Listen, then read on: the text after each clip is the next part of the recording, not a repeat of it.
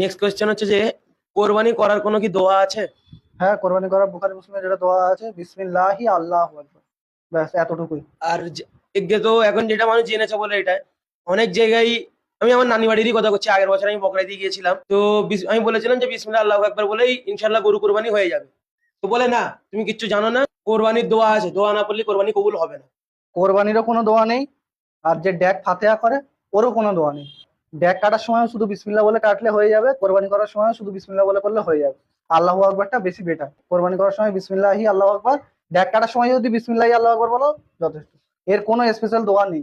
বাকি যদি কোনো মুরব্বী মলি সাহেব বড় বড় কিতাব লিখে যায়, দোয়া শিখিয়ে যায়, সেগুলো তো আর আল্লাহ রসুল আল্লাহ বলেনি, তা না ইন্ডিভিজুয়াল মত, তিনি দোয়া লিখুক না।